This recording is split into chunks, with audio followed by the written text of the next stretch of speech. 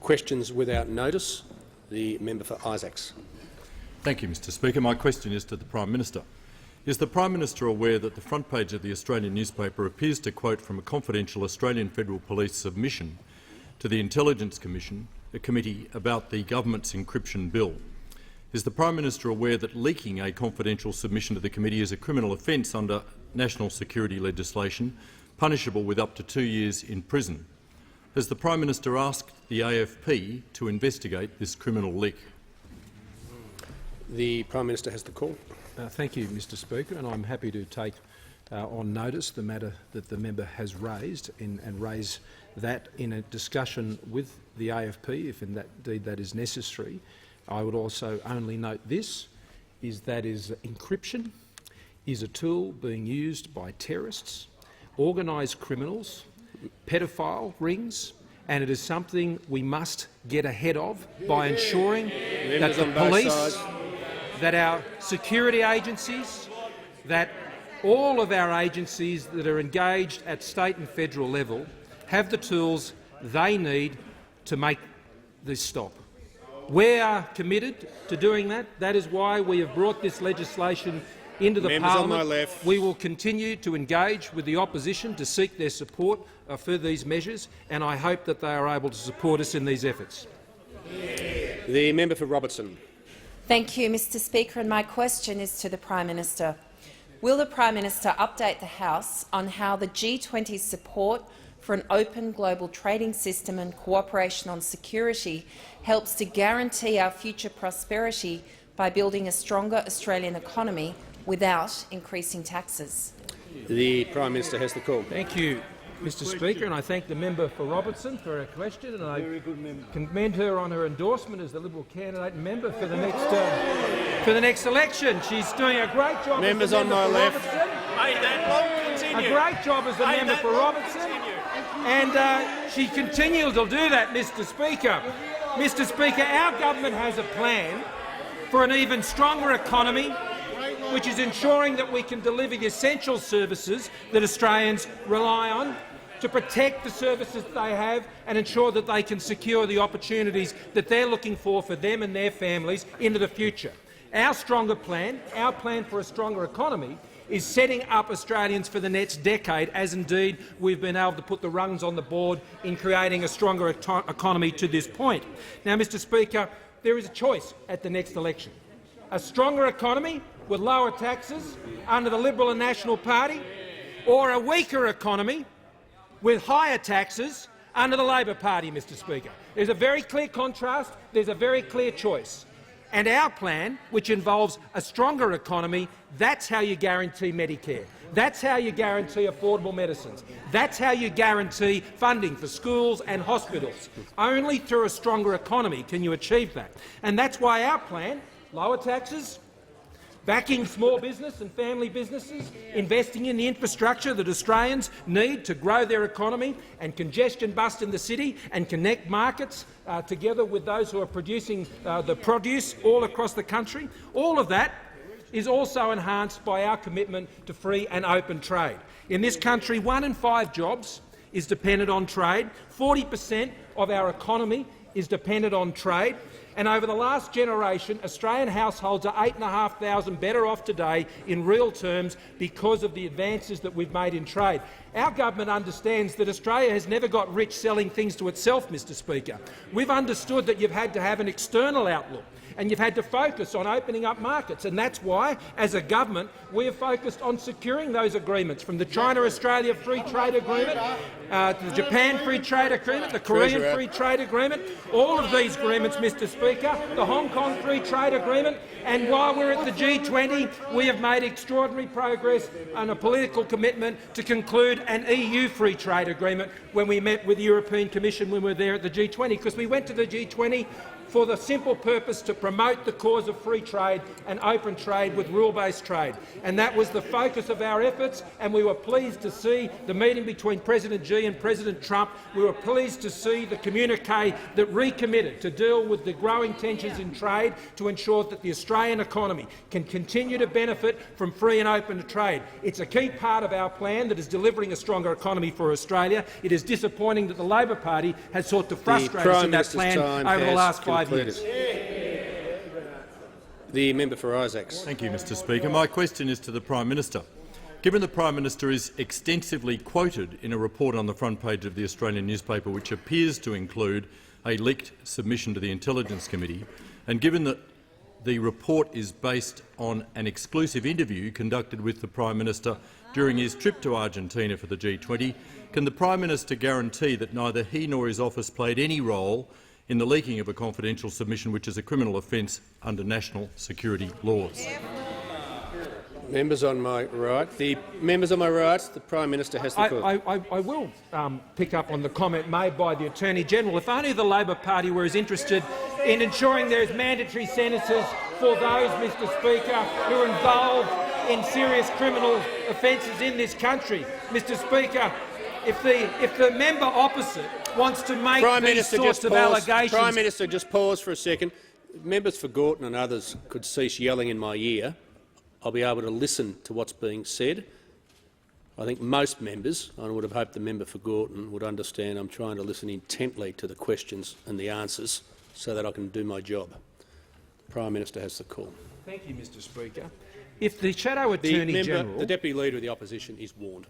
If the Shadow Attorney-General wants to come in here and make grubby smears against me, Mr Speaker, he's got to come up with more than just reading the newspaper, Mr Speaker. I find the suggestion offensive and reject it. The member for Dawson has the call. Thank you, Mr Speaker. And my question is to the Deputy Prime Minister and Minister for Infrastructure, Transport and Regional Development. Will the Deputy Prime Minister update the House about the bushfires in Queensland following his visits to affected areas with the Assistant Minister for Home Affairs, the member for Flynn, the member for Capricornia and myself over the past few days? The Deputy Prime Minister has the call. Thank you, Mr Speaker, and thank the member for Dawson for his question. Mr Speaker, in the worst of times to see the best of Australians, the best of Queenslanders. Our thoughts are with the families, the farmers and the communities across Queensland as the bushfires continue to burn. As at the latest report, 8 houses have been destroyed and numerous other structures, vehicles and farm machinery have been lost. The weekend, Mr Speaker, more than 100 fires across the state were burning. At the moment there are still many which may be contained, but they're still very, very worrying to the communities that they are besetting. And more than 500,000 hectares have been destroyed across Queensland. As the members for Dawson, Capricornia and Flynn, Senator Canavan and the Assistant Minister for Home Affairs, Senator Reynolds and I, we visited affected communities at the weekend. We visited communities in central and North Queensland, hard hit by these devastating bushfires, from Mount Larkham to Miriam Vale and across to Agnes Water, up to Mackay to Finch Hatton and up the range to Yungala. And at the evacuation centre in Miriam Vale, the member for Flynn and I met people who've lost their houses. They've lost everything, yet despite that, they are in good spirits. They're asking other people, how are they? They're asking other people, are you okay? There are so many stories of people who've left their own homes to help put out fires on other people's properties. That's the spirit, Queensland spirit, but the spirit of good Australians, true Australians, that we're seeing right across these fire-affected regions. People such as Joan Lennox and Maz Wright from Yungala, west of Mackay. We could call them angels of mercy because they are. Ordinary, everyday people doing extraordinary deeds, Mr Speaker, helping to cook for the firefighters, going beyond exhaustion to continue to help out with SES, help out with other volunteers, making sure people who have no home to go to have something to eat and something to wear, being there for a chat when they need it. And sometimes it's these small gestures which can make the difference. Joan and Maz are inspiring, and there's so many efforts just like that. During an aerial inspection of the damage, you can see what a tremendous job that the firefighters have done to save homes and property. Firefighters from Agnes Water showed me a home which was surrounded by smoke and charred trees, and somehow those heroes on the front line managed to save it from the flames. It was quite unbelievable. And I visited Mount Larkham State School with the member for Flynn, which also narrowly escaped being razed, thanks to the magnificent efforts of our firefighters. School's in today, saved by a whisker. Our emergency services have put their lives at risk, as they always do. and work tirelessly to save entire communities. I know the people who live in those areas are just so appreciative and so grateful. And tragically, Mr Speaker, one young man, Greg Bird, just 21, his whole life ahead of him, lost his life while clearing a firebreak on his family's property at Rolleston. We mourn for his loss. We grieve with his community. And whilst the fires still rage and all through the summer, we need people to stay calm, to be measured, to heed the advice of local authorities. It's also very, very important to have a fire plan. It's so important. We pay tribute to the firefighters, paid and unpaid. They are inspiring people. They are great Australians, and I urge Australians to keep these communities, keep these people, keep these volunteers in mind. And to those affected, please be patient, stay calm, stay safe. Australians, we have your back. And the Leader of the Opposition on indulgence. Just on indulgence, the opposition wishes to associate itself with the remarks of the government. There's 109 fires still burning, from Bundaberg to Gladstone and Mackay, Rockhampton, along Stradbroke Island and many smaller locations. The loss of life, though, is devastating. We too send our condolences to the family. And to the professionals and the volunteers, thank you, thank you, thank you. The member for Isaacs. Thank you, Mr Speaker. My question is to the Prime Minister. Can the Prime Minister guarantee that no minister, government member or their office played any role in the leaking of what appears to be a confidential submission to the Intelligence Committee, which is a criminal offence under national security laws? The Leader of the House on a point of order. Mr Speaker, I understand the seriousness of the question where the Shadow Attorney-General is trying to go, but I'm not sure that the actions of everyone in the government ministerial wing is within the knowledge of the Prime Minister. So I don't know how he can answer that question. Members on my left, the member for Barton is not assisting. The Manager of Opposition Business to the point of order. To the point of order. As the Leader of the House has effectively made clear, there's no objection within the standing orders to what's being asked here, and if the Prime Minister believes he can't provide that level of detail, he can say that in his answer. Yes, I've listened to the Leader of the House. I understand the point he's seeking to make, but the Prime Minister can speak on behalf of the government, not on behalf of backbenchers or non-ministers. So I'll call the Prime Minister. Mr Speaker, well, I'm not advised or aware of any information that would give rise to the sorts of concerns that the Shadow Attorney-General has raised. And again, Mr Speaker, if the Attorney-General, Shadow Attorney-General I should say, wants to come in here and make these sorts of grubby smears, which is his habit, Mr Speaker, in this place, he is well acquainted with the bottom of the chum bucket, the Shadow Attorney-General, Mr Speaker. He does this on a regular occasion, comes in here and makes the most outrageous and offensive smears without any evidence whatsoever, Mr Speaker. But what I do know is this. I know that as a member of the Labor Party, the Shadow Attorney-General voted against tougher penalties for pedophiles and gun runners. Mr Speaker, I know that. I know that for a fact. And so did the member for Watson. The Prime Minister resume his seat. The Manager of Opposition Business on a point of order. Yeah, on direct relevance, Mr Speaker, this question... Manager of Opposition Business, pause. The Treasurer can cease interjecting. The Manager of Opposition Business, if you just start again. The previous two questions did involve a level of preamble. This question involves none at all.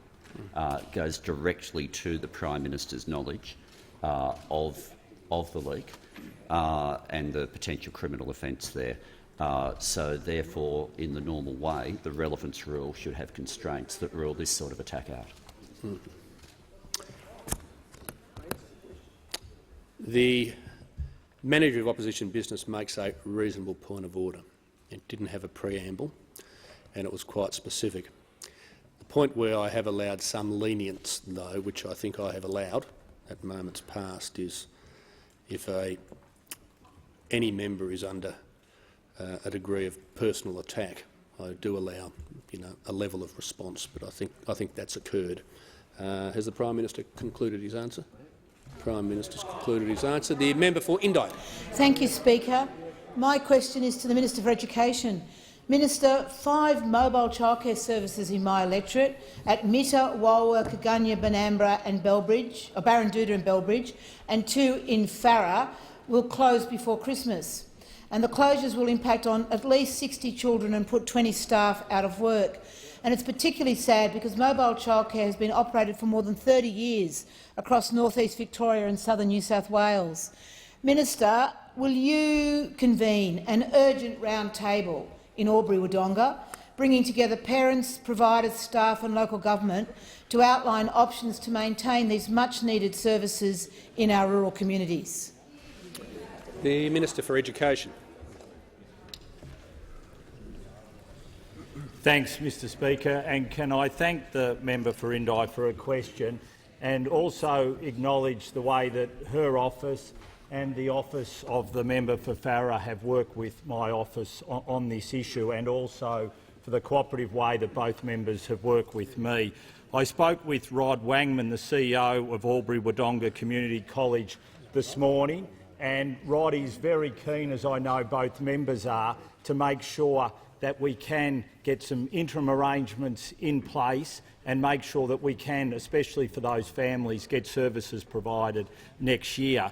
And I think the suggestion of making sure that we have a round table, I think, is a very good one. As a matter of fact, it might be worth us doing one in Victoria on the Victorian side and then one on the New South Wales side, so that we can get all the relevant groups together and make sure that we can provide services going forward. As the member knows, the government is putting record investment into childcare, $8.3 billion, and what we've got to make sure is that that record investment of $8.3 billion enables us to be able to provide the services that are required not only in urban settings but also in smaller rural communities. And as a Member of Parliament who represents a rural community, as the member for Farrer and the member for Indi do, I want to make sure that that record investment works right across this country, and I look forward to convening those roundtables and working with both members to make sure we get the outcomes we need.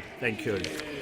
Just before I call the member for O'Connor, I'd like to inform the House we have joining us in the Southern Gallery this afternoon traditional owners, rangers and Indigenous protected area groups from around the country celebrating 20 years of Indigenous protected areas. On behalf of all members, I extend a very warm welcome to you.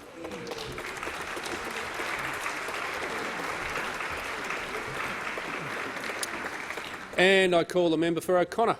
Thank you, Mr Speaker. My question is to the Attorney-General.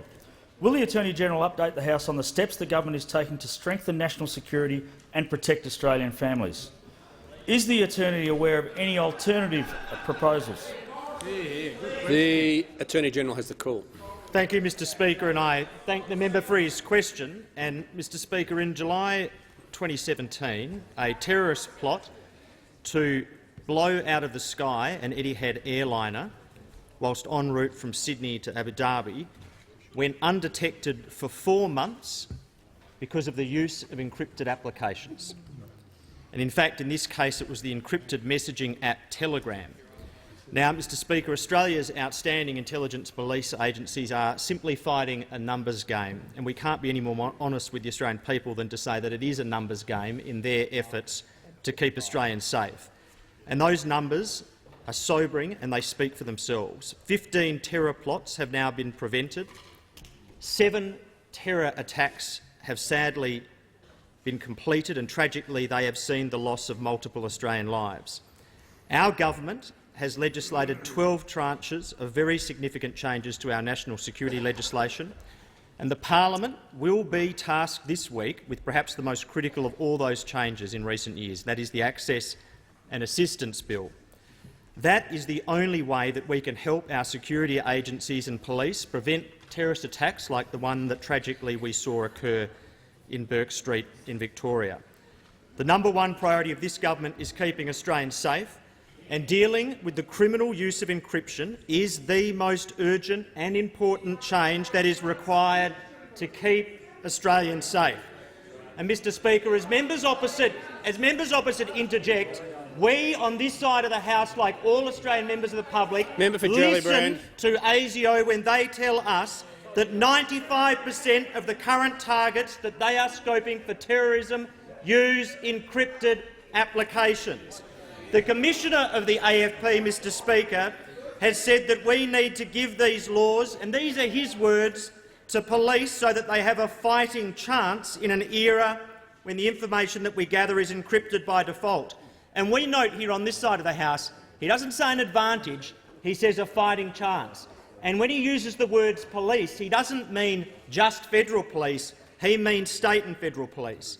And we have now reached a sticking point with this critical legislation, where members opposite would want to deny this type of benefit to state police. Now, we will talk about this overnight. We will talk about this overnight.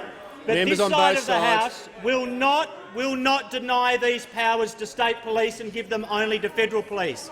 Our view is that the lives saved by state police are the same as the lives saved by federal police. That is to say that they are Australian lives. And the Victorian Police Commissioner has said very clearly that we've been talking about going dark for a while. We have now gone dark, and this legislation is urgent. Has concluded. The member for Lyons and the member for Corangamite will cease interjecting. The member for Isaacs has the call. Mr Speaker, my question is to the Attorney-General. I refer to his previous answer and to the front page of the Australian newspaper, which appears to quote directly from a confidential submission to the Intelligence Committee about the government's encryption bill, which is a criminal offence under national security legislation punishable with up to 2 years in prison. Under national security legislation, a prosecution for this offence can only be instituted by the Attorney-General or with his consent. Can the Attorney-General guarantee to this House that he will not stand in the way of any prosecution for this criminal leak? The Attorney-General has the call. Thank you, Mr Speaker, and I thank the Shadow Attorney-General for his question. And it is the case that an article in the Australian Today reads, Australian Federal Police Commissioner Andrew Colvin wrote to the Joint Committee on Intelligence and Security to express concerns about Labor's proposal to split the encryption bill. The AFP is very concerned that such a purpose-based approach would pose a variety of significant issues that would challenge the effectiveness of the regime and undermine the policy intent of the measures. Mr Speaker, whether that was a confidential communication or not, I simply cannot answer. The Shadow Attorneys-General question said that it appears to be. Well, forgive me if I will reserve my view as to whether or not it appears or doesn't appear to be until I've had the chance to speak with the Commissioner about that. Attorney-General, just pause for a second. The member for Lyons can leave under 94A. Has the Attorney concluded his answer? No, the Attorney has the call. So the Shadow Attorney-General says that appears to be some form of confidential communication, and as I have noted, forgive me for wanting to speak with the Commissioner first to determine whether or not that was or was not some form of confidential communication, and to discuss that matter with him. And if he takes the view that some action should be taken, I will listen, of course, to that view. But if only it were the case that the Shadow Attorney-General were as concerned about the national security of Australians who face terrorist attacks as he were about smearing the Prime Minister or any member on this side of the House.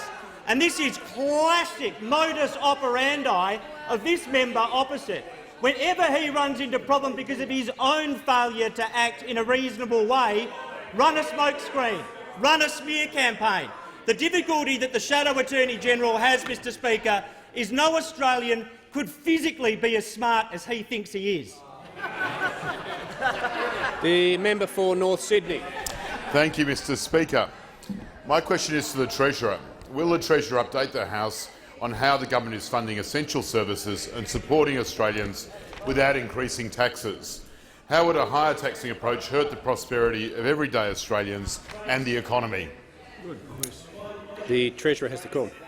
Thank you, Mr Speaker, and I thank the member for North Sydney for his question. And he's very proud of the government's record in providing tax relief, which is encouraging and rewarding Australians, Mr Speaker. And our legislated income tax relief, which will enable a forklift driver to be $4,500 better off than they would be under Labor, Mr Speaker. Our legislated business tax cuts, which will help more than 30,000 small businesses in the electorate of North Sydney, which will see an independent supermarket $12,500 a year better off, Mr Speaker. And our $20,000 instant asset write-off, Mr Speaker, and I was recently in the electorate of Brisbane, in Clayfield seafood markets, Mr Speaker, which enabled the local owner of that business to be able to buy some new grills and upgrade his kitchen, Mr Speaker. Now, this is in stark contrast to the Labor Party, who have $200 billion because they believe you should be taxed from the cradle to the grave, Mr Speaker. Higher taxes on your income, higher taxes on your business, higher taxes on your electricity with a new carbon tax, Mr Speaker, and higher taxes on your property and higher taxes on your savings. Now, this retiree savings tax, let me tell the House who is going to be affected by Labor's desperate tax grab, their new retirees tax. Paul and Julianne from Lane Cove, Mr Speaker.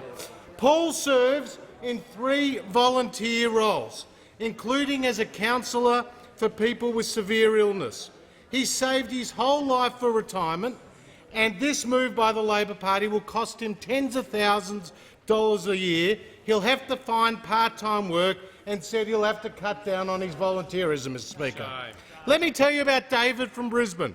He's not on the pension. He's invested in Australian stocks. He will lose $10,000 a year, leaving him concerned about his ability to pay his wife's medical bills, Mr Speaker.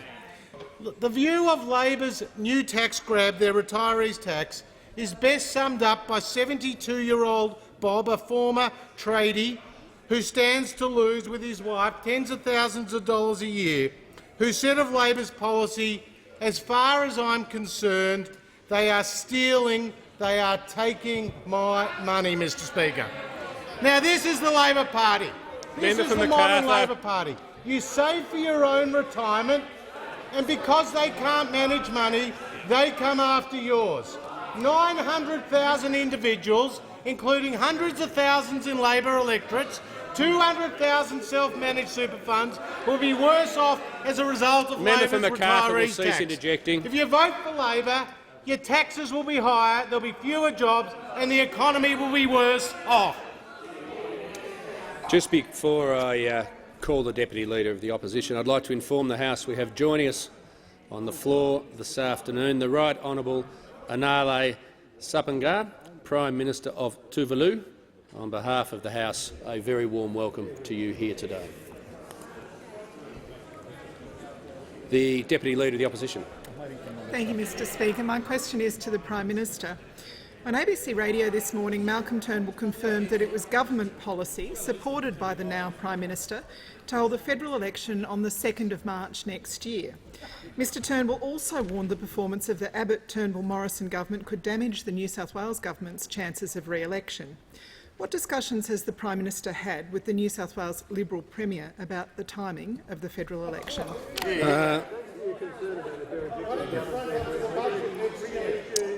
I can't find any part of that question in order. We'll go to the member for Latrobe. Thank you, Mr Speaker. My question is to the Minister for Jobs, Industrial Relations and Women. Will the Minister update the House how the government's strong economic plan is helping small business thrive? Is the Minister aware of any risks posed by higher taxing alternatives? The Minister for Jobs, Industrial Relations and Women. I thank the member for Latrobe for his question. As the member knows, a strong economy is absolutely fundamental, not only in delivering the essential services that Australians rely on, but also in ensuring that our small and family businesses have the right environment in which to thrive. And under the Coalition's stewardship of the economy, our economy is going from strength to strength. We have seen around 1.2 million jobs created since coming into government. There are now more Australians in work than ever before. And I know that the member for Sydney always finds this a very inconvenient point, but there are more Australian women in work than ever before. More Australian women in full-time work than ever before. In fact, we have the highest participation rate on record. In fact, we have seen the gender pay gap come down under our government, down to 14.5%, and of course, under the Labor government, it went up. It went up to more than 17%. Just last week, the Australian Bureau of Statistics confirmed that over the past year, we have seen the strongest growth in median wages in around 13 years. And it is the coalition government, under Treasurer Josh Frydenberg, that will see the delivery of a surplus, something that those opposite do not have the skill to do. In fact, they last delivered a surplus when the Berlin Wall was standing. Under our government, we have cut taxes, cut them for small and family-sized businesses, the more than 3 million small and family-sized businesses that are employing so many millions of Australians, and we have cut red tape for those businesses. We've simplified the business activity statement to help with their compliance costs. We have established the Australian Financial Complaints Authority to ensure that small businesses have access to fast, free and binding dispute resolution when they have a complaint with a financial institution. Mr Speaker, we will continue to do all that we can to support small business, and we do so proudly.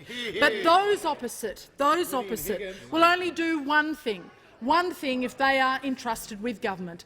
They will take more money from small businesses and more money from the people who work for them. They will slug them with higher business taxes. They will slug them with higher taxes on their investments. They will make it harder for small and family businesses to employ people. They will make it harder for young people to be able to get a job and build for their future. They will make it harder for people to be able to save for their retirement with their mega retiree tax. We will back small business. They will attack them. The Leader of the Opposition. Thank you, Mr Speaker. My question is to the Prime Minister. Given that the Prime Minister had to explain to US President Donald Trump why Malcolm Turnbull is no longer Prime Minister, and that German Chancellor Angela Merkel wasn't even sure who he was, will he now explain to the Australian people and the wider world why Malcolm Turnbull is no longer Prime Minister of Australia? Members on both sides, the Prime Minister has the call. Thank you, Mr Speaker. I can assure the Leader of the Labor Party that everybody on this side of the House is going to work incredibly hard from this day to the next election to ensure the rest of the world never knows who the Leader of the Labor Party is, Mr Speaker. Because if they were to find out who the Leader of the Labor Party is if he were to become Prime Minister, I know this would happen.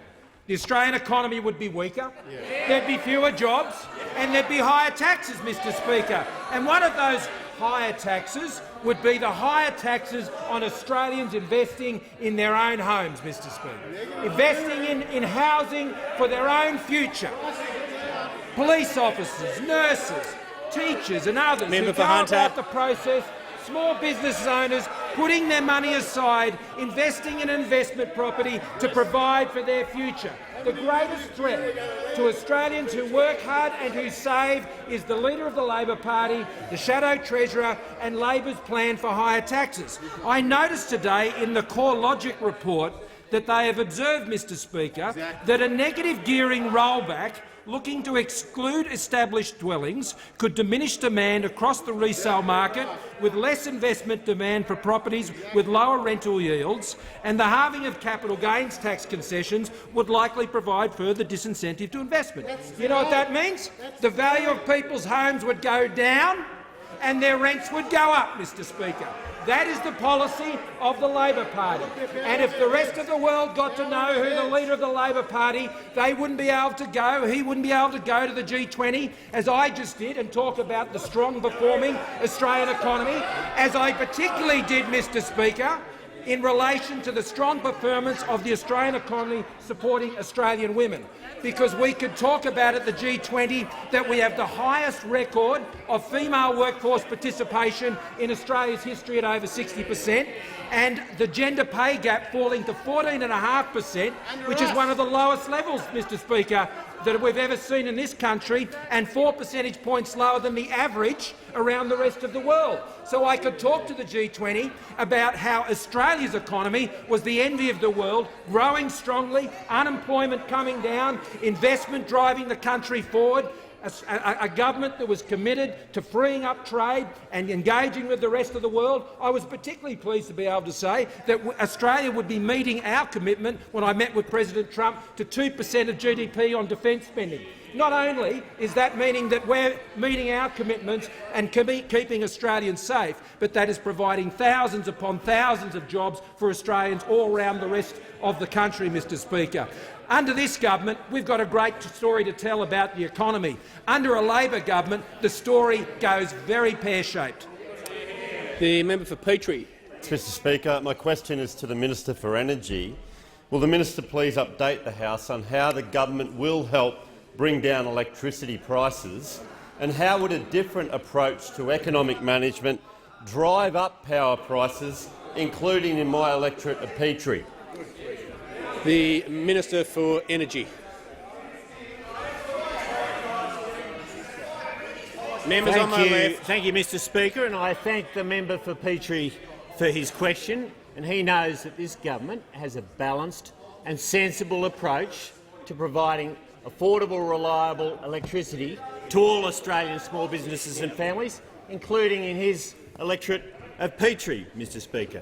Now, several weeks ago, I visited the member's home state of Queensland, where I met Curtis and Chelsea, who own a fitness business, Flex Fitness, that uses a lot of electricity to keep their clients cool.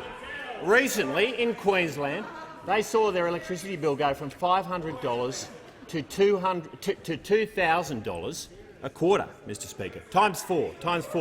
Now, Mr Speaker, Curtis and Chelsea are paying for Queensland Labor's $2 billion electricity tax, slugging Queenslanders to fix their budget blowout. Because, Mr Speaker, Labor governments prefer higher electricity prices, whereas we on this side of the parliament prefer lower ones. Now, Mr Speaker, the big energy companies have been forced to provide a better deal on energy prices thanks to pressure from this government. Our actions have ensured that 500,000 Australian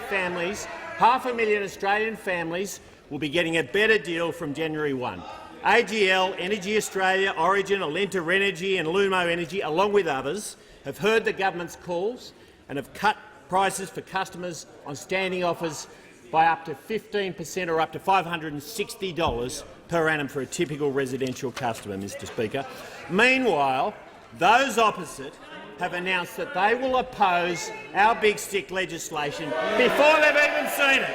Mr Speaker, legislation which will hold the big energy companies to account. Because, Mr Speaker, the big three energy companies have been taking record profits in recent years. In the last 4 financial years, they grew their profits by $1.15 billion per annum. And I'll remind those opposite that these companies are providing essential services to all Australians, and their profits are partly coming through sneaky late payments, price gouging and loyalty taxes. But worse than that, Mr Speaker, those opposite want to impose their reckless 45% emissions reduction target on the entire economy, and they haven't yet explained what that means for farmers, what that means for truckies and tradies, who are going to be facing new draconian vehicle emissions standards, and what it means for manufacturers who have been doing it tough. We stand for lower electricity prices while we keep the lights on. The Leader of the Opposition. Thank you. My question is to the Prime Minister. The government's proposed divestment legislation, which was rejected by the ACCC, been slammed by energy experts, legal experts, business experts and economists as putting upward pressure on prices, bad ideologically and unconstitutional. Why won't the Prime Minister abandon this discredited legislation and instead work with Labor to deliver the National Energy Guarantee, which the Prime Minister has previously said will deliver lower power prices? Prime Minister has the call. Mr Speaker, once again, the Leader of the Labor Party is seeking to mislead the Australian people. Labor's plan, which we will not support under any circumstances, is to have a 45% emissions reduction target.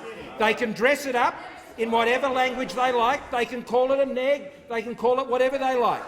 But Labor's policy is to have a 45% job-destroying, economy-crushing emissions reduction target which will rob from the Australian economy.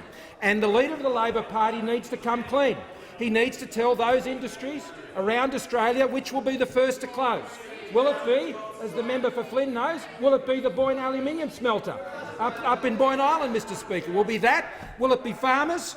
Will it be the Portland aluminium smelter, Mr Speaker, down in the member for Wannan's electorate? The Leader of the Labor Party is putting a big con on the Australian people. They have their 5-point plan is tax, tax, tax, tax and tax, Mr Speaker. That is what the Labor Party stands for, and one of the biggest taxes they are proposing is an electricity tax with their 45% emissions reduction target. It's a reckless figure. It will cost Australians jobs, and he will have to be accountable for it when he goes to the next election, because on this side of the House we will not support an emissions reduction target as reckless as that one is, Mr Speaker. It is a carbon tax on steroids, and I'll ask the Treasurer to add to the answer. The Treasurer. Thank you, Mr Speaker. Members on my left. The member for Well, Kingston. on that side of the House, member for Kingston. Labor is on the side of energy Treasurer has the companies. On this side of the House, we're on the side of consumers, Mr Speaker. right, yeah. We're on the side of consumers. Now, let's face it, the energy market has not been serving consumers well. This is what the ACCC has said about the energy companies, that retailers have, quote, played a major role in poor outcomes for consumers. That was what the ACCC has said. In the wholesale market, the ACCC has found a lack of competition has resulted in higher prices.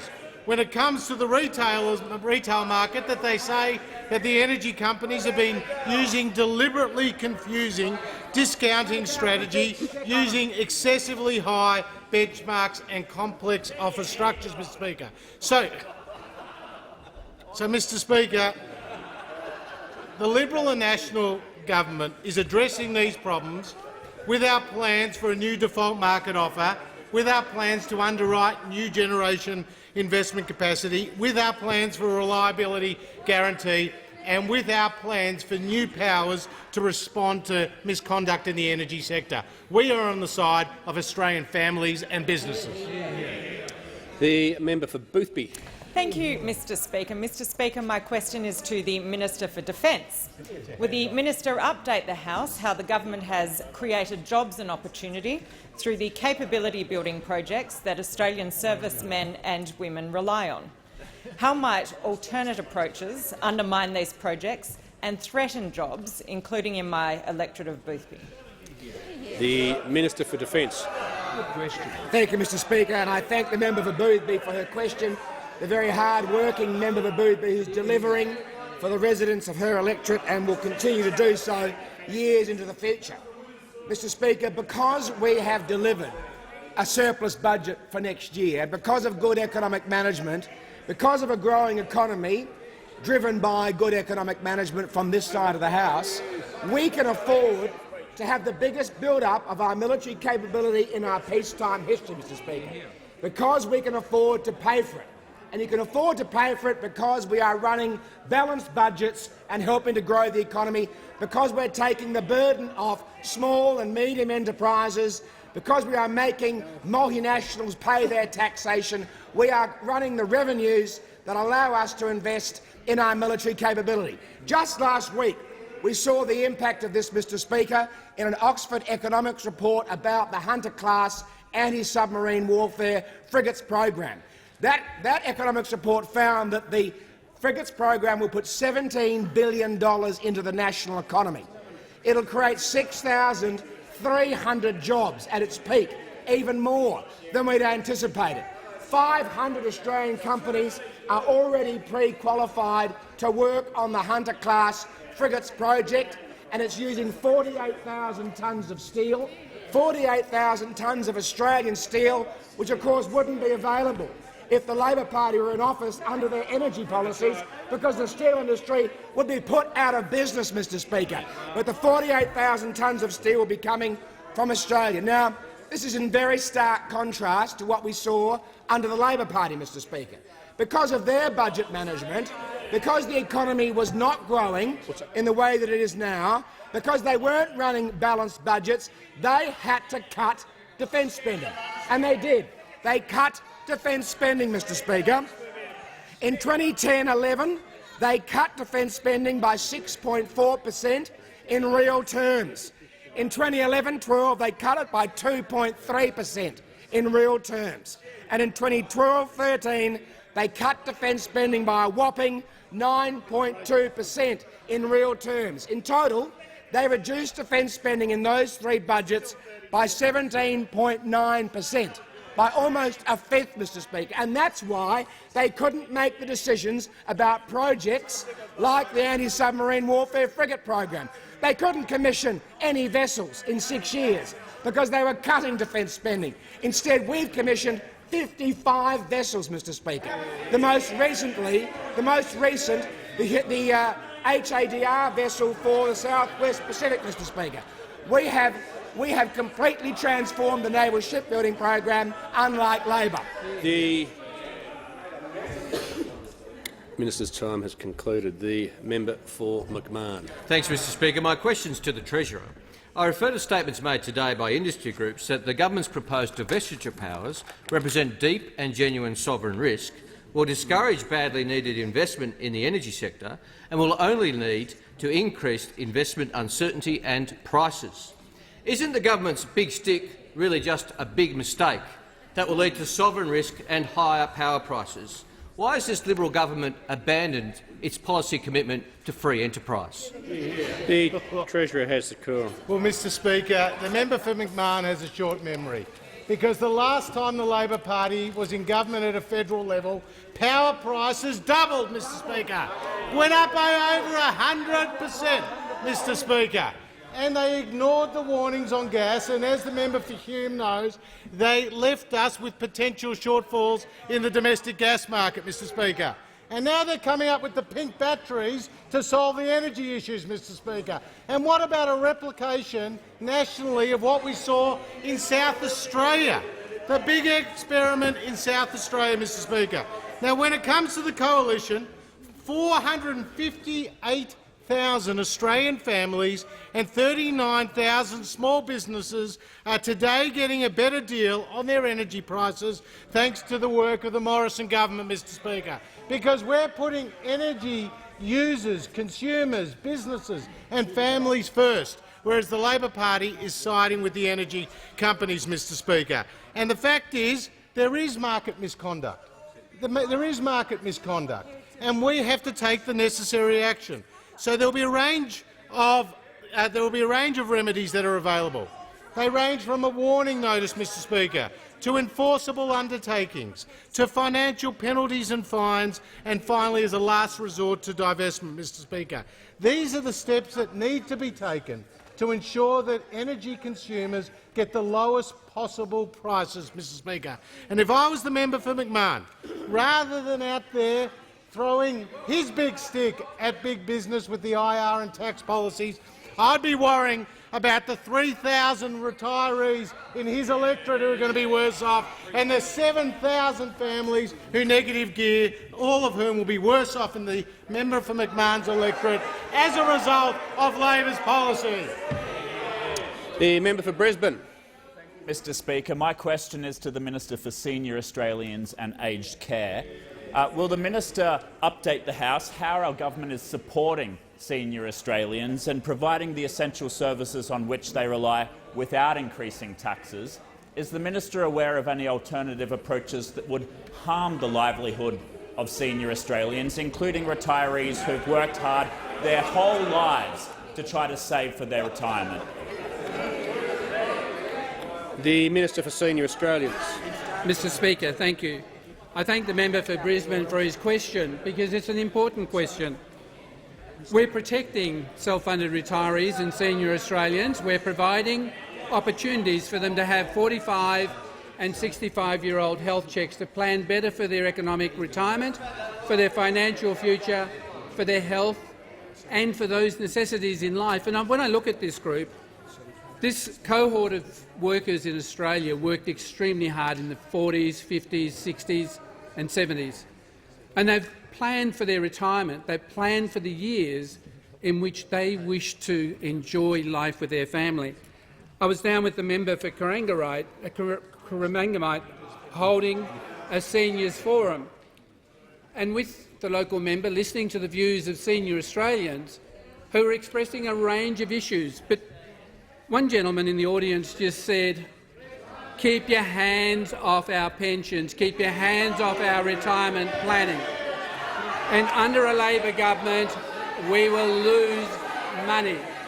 Let me also say to you, Member for Rankin. There was another couple who said they've worked for 20 years, have saved, have driven the same car, have never taken a holiday, and are planning for their years of retirement, and they made the comment that they are now terrified of a Labor government taking their hard-earned savings.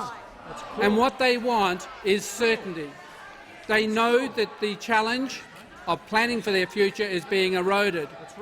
They asked me to pass on to the Leader of the Opposition for him to reconsider the franking dividend tax, because they want to have a better opportunity in life. So let me say this. When we consider 900,000 Australians will be affected by your decision and your action, we do not support Labor's policy to deny funding ability of franking credits. Their policy will take thousands of dollars out of the pockets of senior Australians who've retired for their retirement.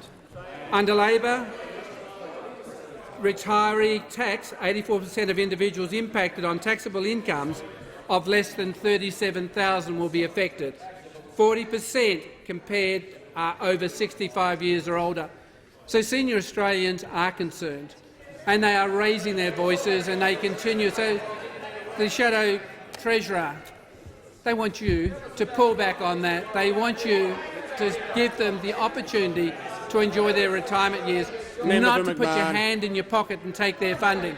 They want to have quality of life. Member for McMahon. So the member for Bowen, senior Australia. Sorry. Member for McMahon. McMahon. Sorry, I'm taken by your name. They don't Minister's want you to put your hands in your pockets. Members on both sides. The Manager of Opposition Business. Thanks, Speaker. My question is to the member for Hughes, under Standing Order 99. I refer to the member's motion on the notice paper, which relates to the National Energy Guarantee and says that it provides certainty for investors and reduces price volatility. Under Standing Orders, this motion will be removed from the notice paper if it's not selected for debate again. When will the motion be debated again, and has the member sought any intervention to have it debated? The Leader of the House on a point of order. Members on my left. Members on my left. Take out the big stick on you in a minute, Anthony. The member for Grindler. The Leader of the House. I warn you on irony first. Mr. Speaker, the member for and Hughes. I now call the Leader of the House. Mr. Speaker, the member for Hughes does not have responsibility for what the Selection Committee decides, and therefore he is not capable of answering that question. Members on my left, the Manager of Opposition Business. Just imagine it's the Engadine Gym. To the point of order, I refer to your previous ruling on exactly this matter.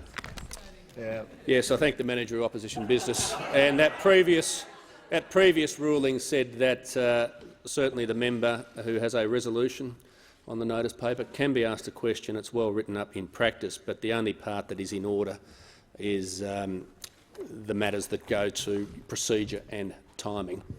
And I think almost word for word I could say, just because, as I said last time, that the member doesn't control the Selection Committee, it doesn't prevent him being asked the question. The member for Hughes. Okay. And you are correct, it is up to the Selection Committee, but there is a big difference between the previous National Energy Guarantee and one that has a 45% target. The 45% target that you lot over there is a replica, Deputy Speaker. Members on my left. A replica of what we have seen in South Australia that delivered the highest electricity prices in the entire world. And that is the policy that the Labor Party wants to inflict upon every single Australian. I'd ask you to think about the old age pensioners sitting at home that are unable to heat their homes in Members winter. on both sides. You lot don't care one bit about them. Think about the pensioners this summertime that won't be able to cool their heat when it's 40 degrees in Western Sydney. You don't care.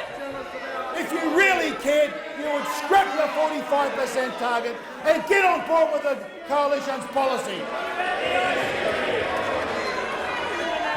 Members on both sides. The Manager of Opposition Business. I move an extension of time under Standing Order 1. No, I dealt with this yesterday. By logic, an extension of time can only— no, look, it's very clearly written up in practice. Can I explain this very simple concept? An extension of time can only be moved when someone's run out of time. That's when they need more time.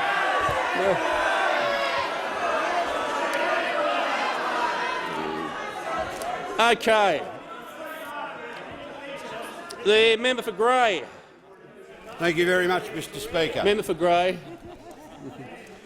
Thank you very much, Mr Speaker. My question is to the Minister for Agriculture. And will the Minister update the House on how the government is providing vital support for drought-affected regions throughout Australia in the industries that we rely on? And would another approach to the economy place farming communities at risk? The Minister for Agriculture. Well, thank you, Mr Speaker, and can I thank the honourable member for his question and his interest in this drought, a drought that is spreading like a cancer right across our country now, even into his own electorate in South Australia. And that's why it's important that we as a federal government give a helping hand to one of the big economic lifters of our nation's economy. The agriculture sector contributes over $60 billion a year to our nation's economy. And that's why this government, to date, has committed nearly up to $7 billion worth of support programs to not only the here and now but into the future. And we've done that by not having to increase taxes, but we've done it actually at a time when we've reduced taxes. We've reduced taxes for small businesses, and those farmers themselves are small businesses who will take advantage of those tax cuts so that when it does rain, they'll recover even quicker. They'll be able to invest back in their properties and employing more people back on their farms, keeping those local communities going. But it's also allowed us to, for the first time in this nation's history, to have a nationally coordinated drought approach ever, with a $5 billion centrepiece that will allow us to reinvest the dividends of that every year after 2020 into research and development, into infrastructure. That's our job as a federal government, is to put the environment and infrastructure around our people and let them grow, let them do the lifting. And that's why we've already complemented the research and development with $300 million a year already, to allow our farmers to have the cutting-edge technology, the science and technology that makes them more productive and allows them to produce the best food and fibre in the world. But then we put the infrastructure around them, complemented with over $1 billion on the table for water infrastructure, to drought-proof our nation, to build that productivity and profitability, coupled with $2 billion worth of regional investment corporation loans to kick-start that drought-proofing right across the nation. And then we've gone deeper to the farm gate. We're tackling pests and weeds that cost the agricultural sector $5 billion a year. Looking at things like exclusion fencing to try and remove wild dogs that are for the first time in decades bringing sheep back to these small regional communities. What that does is bring shearers back, and invariably what the shearer does is leave some of their money at the pubs and servos and cafes in these regional communities. But we're also seeing environmental benefits. We're seeing for the first time in decades the return of koalas and brolgas and small marsupials. But we're also making sure we're working with best science with the Bureau of Meteorology, getting localised climate guides to give our farmers the tools, the equipment, to be able to make real-time decisions about their stocking density, about their cropping rotations, making sure they've got the cutting-edge technology to ensure that their decisions make them the best money they possibly can that flows back through their community. So this is an investment not only in agriculture, but this is an investment in our nation. The member for Port Adelaide. Thank you, Mr Speaker. My question is to the Prime Minister. On ABC Radio this morning, Malcolm Turnbull warned that giving in to the threats of the member for Hughes to go to the crossbench would be the worst and weakest option, saying, and I quote, "Giving in to threats of this kind is really, it's the antithesis of good government, giving in to threats of that kind." Why does this Prime Minister always choose the worst and the weakest option, including on government policy? The Prime Minister has the call. Mr Speaker, the premise of the question is false. No such threats were ever made.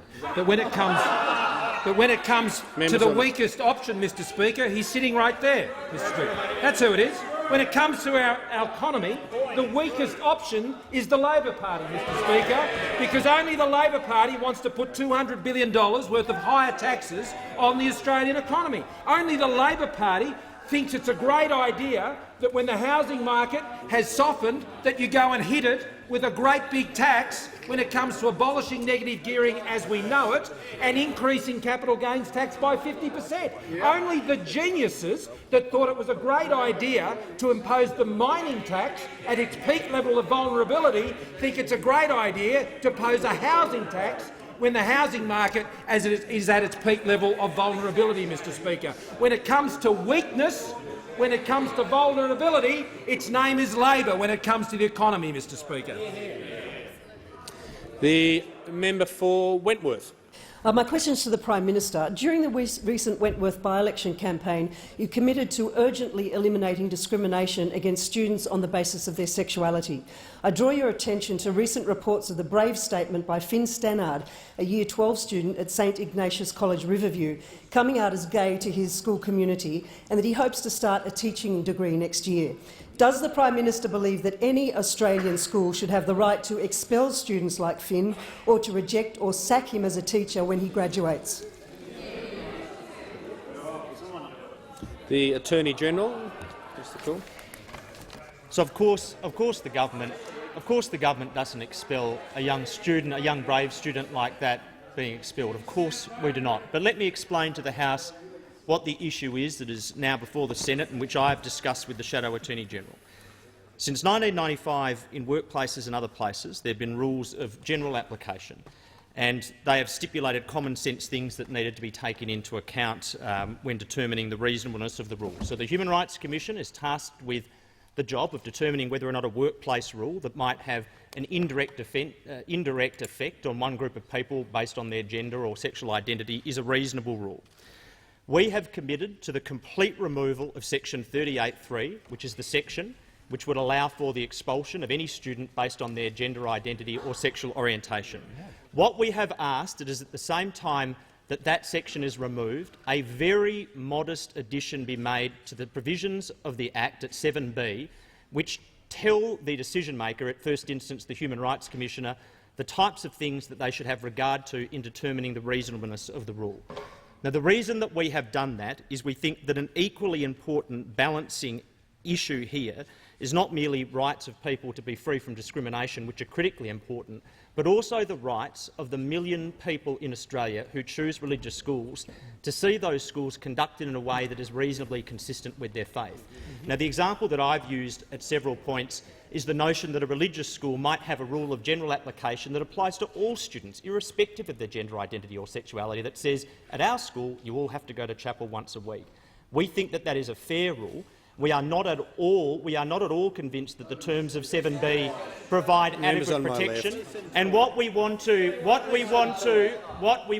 put into that section is simply a provision that would draw the decision-maker's attention to two things. If a school has a rule like that, have they taken into account the best interests of the child, and is the rule reasonably necessary to protect the religious susceptibilities of that school? That is all that we have asked for. We could deal with this thing today if we could agree around something as reasonable as that. But as it was the case, what members opposite have insisted on is a bare removal of section 38(3), and member, we simply do not believe that that achieves the right balance between these two very important and competing rights: the rights of people of Australia of religion to see their schools associate and organise themselves in a way consistent with their faith, and the right to be free from discrimination. We would like to see this passed now, but it has to be a balanced passage. The Prime Minister. Speaker, I ask that further questions be placed on the notice paper. Thanks, the Prime Minister.